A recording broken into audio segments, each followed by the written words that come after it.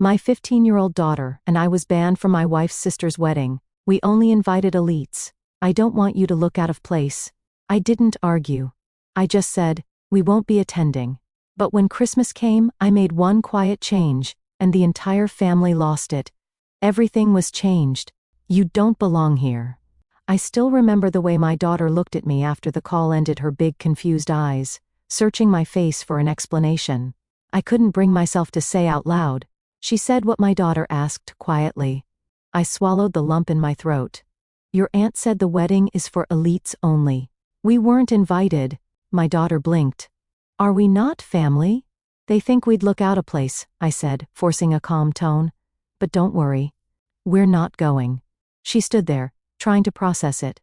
15 years old, smart as a whip, already dealing with high school cliques and social cruelty. Now being told she wasn't good enough for her own mother's side of the family. It wasn't just the rejection that stung. It was the hypocrisy. I had been married to my wife for nearly 20 years. I worked 2 jobs to keep us afloat during the early years, supported her through nursing school and paid off her parents' second mortgage when they were drowning in debt. I was the guy who fixed their broken pipes, babysat their kids, drove their mother to appointments when no one else had time.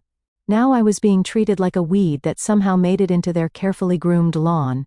Not only that, my daughter, who once handmade Christmas cards for every single member of their family, was now being cast aside like some embarrassment they couldn't show to the fancy guests. The final insult, my wife agreed with them. When I confronted her about it, she didn't even flinch. It's not about you, she said coldly. It's about the image. My sister's marrying into a family of doctors and executives. You work with your hands, you don't understand their world. That's when something broke inside me. I didn't argue. I didn't raise my voice. I didn't fight. Instead, I simply said, we won't be attending. She rolled her eyes. Try not to make this about you. I made it about us, me and my daughter. The quiet move I made just before Christmas. Well, let's just say it wiped the smug smiles off every single one of their elitist faces. Chapter 2. Christmas invitations and calculations. The weeks after the wedding rejection were quiet, eerily. So my daughter threw herself into school and avoided questions from classmates about why she wasn't at her aunt's glamorous wedding. She said nothing, but I knew it stung. Social media was plastered with pictures from the big event, sparkling chandeliers, wine-fueled speeches, fake smiles, and one particularly smug photo of my wife standing arm in arm with her sister like they were royalty. I stayed silent, but I wasn't idle. Instead of stewing and bitterness, I worked overtime and made careful phone calls. There was one thing I'd always done. Well, fix things. Leaky pipes, busted furnaces, broken families. Now, I was about to fix this injustice with something far more potent than a wrench. By mid-December, I had quietly made a few moves, financial, legal, and personal. And then I did something small, but devastating. I printed Christmas invitations, elegant, embossed, sealed with gold foil. They were addressed not just to my wife's family, but to everyone on their guest list from the wedding, friends, colleagues, even the groom's wealthy relatives. The invitation read, Christmas Eve celebration, hosted by James and Emily, father and daughter. You are cordially invited to a night of warmth, gratitude, and legacy. Dress code. Come as you are, because no title or wealth will ever matter more than character. It was subtle, but the message was clear. I invited them into our home, not because I expected them to come, but because I wanted them to realize something far worse. They were excluded from something real. And then the final piece fell into place. On December 20th, my wife came home to find her belongings neatly packed in boxes. A printed file sat on top, a copy of the divorce papers, and more importantly, a real estate contract. Wait, what is this? She asked, suddenly pale.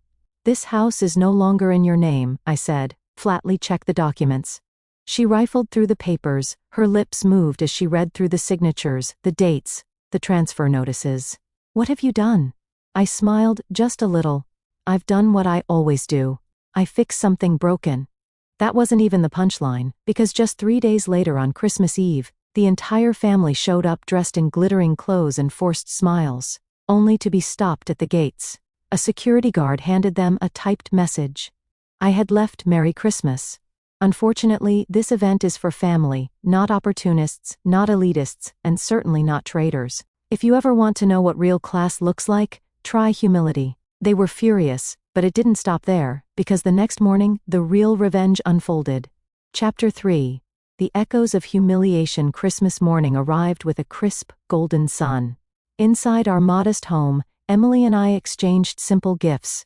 A handmade sketch from her, a leather-bound journal from me. No fancy chandeliers, no guests in tuxedos, just warmth, music, and peace. The kind of peace only truth can bring.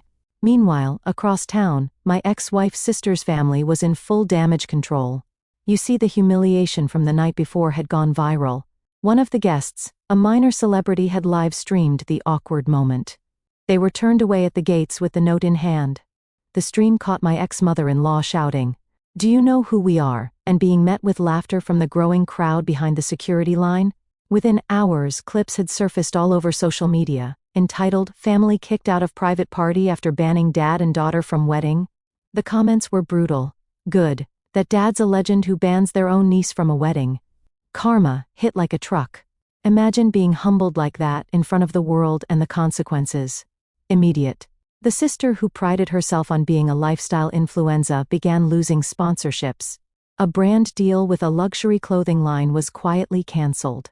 My ex-wife's job already teetering after several HR complaints came under fire. When someone linked her name to the viral humiliation, she was put on immediate leave. But none of that compared to what happened at Emily's school. After the holidays, she returned and was greeted like royalty. Students, teachers, even the principal had seen the video. And then one of the teachers who moonlighted as a blogger wrote a heartfelt article titled, "The Plumber Who Taught Elites a Lesson in Class." It was shared 200,000 times in 2 days. Suddenly, our quiet lives became a symbol of something bigger: dignity, resilience, and the triumph of character over status. That's when I got a call from a man. I didn't expect my ex-father-in-law. His voice was shaky. "James, I think we all owe you and Emily an apology." I didn't say anything. I just let the silence sit. And then he whispered, "Please help us fix this. We're losing everything." I finally replied, "You already threw out the one man who could fix things." Then I hung up. Chapter 4. Emily's letter and the collapse of a legacy. A week passed since the Christmas fallout.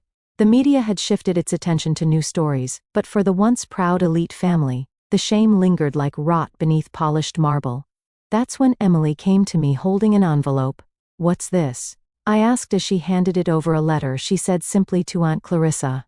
I want to say something not out of anger, but because I'm done letting them define who we are." I opened the envelope and read, "Dear Aunt Clarissa, I may not have a designer dress, a last name worth giggling, or a stepdad with a private yacht, but I have something you don't. A father who stayed. You called us unworthy. You called him low class. Yet when your glittering wedding collapsed in public disgrace, it wasn't your high-class friends who saved you. It was a man who stayed silent when he could have destroyed you, the man you mocked at every dinner. I don't need to attend your parties. I don't want your invitations. I just want you to know, I'm not embarrassed by my father. I'm proud of him. I hope one day you'll learn the difference between status and character, because right now you're rich in the first and bankrupt in the second. Sincerely, Emily." I was speechless. Tears stung my eyes, but I kept my voice. "Even you. Sure you want to send this?" She nodded. "I'm not afraid of them anymore. I just want them to know what they lost." She mailed the letter herself. 3 days later, Clarissa's husband filed for separation. Apparently, the scandal had revealed more than just bad behavior. It exposed financial fraud tied to Clarissa's business. One by one, her world fell apart. Her mansion went up for sale. Her Instagram account got hacked, and leaked messages revealed how she truly spoke about even her closest friends. Sponsorships gone, public reputation ruined. And my ex-wife. She showed up at my door, eyes red, makeup running. "James, please. You have to help Clarissa. She's unraveling. And too was wrong about you, about everything." I stared at her, not with hate, but with clarity. "You didn't just betray me. You betrayed our daughter, and that's something I can't forget." She fell to her knees. "Please just tell them it was all a misunderstanding. Talk to the media. You're the only one they'll believe."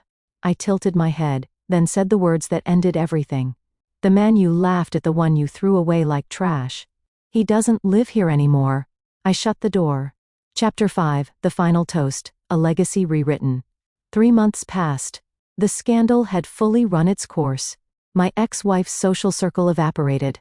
Clarissa was battling lawsuits, their empire of image and elitism reduced to ashes. Meanwhile, Emily and I thrived. I accepted a speaking invitation at Emily School Career Day. When I stepped into the auditorium wearing my uniform, I saw doubt in some of the kids' eyes, until Emily stood up to introduce me. This is my dad. He's a plumber, and he's the most loyal, hardworking, honest man I've ever known. If your house flooded tomorrow, he's the guy you'd call. If your life fell apart, he's still the guy you'd want. There was silence, then applause. Some teachers even teared up. That night I took Emily out to dinner at a modest but cozy place. No suits, no cameras, just father and daughter enjoying peace. Halfway through our meal, the waiter arrived with a bottle of champagne, compliments of the gentleman at the bar. He said. We looked over and saw a man in a suit raise his glass. He walked over. Mr. Bennett. He asked. Yes. I read your story in the paper, the real one about your daughter, the quiet strength, the grace with which you handled everything. I run a national initiative to support skilled trades, people, and promote dignity and work. Would you consider speaking at our summit next month? I blinked. You want me? He smiled. No, sir. We want the man who didn't break, even when everyone else laughed. Weeks later, I stood on a stage. Looking out over a crowd of thousands, my speech was simple. They called me a nobody, a joke. They laughed because I fixed toilets, not led board meetings.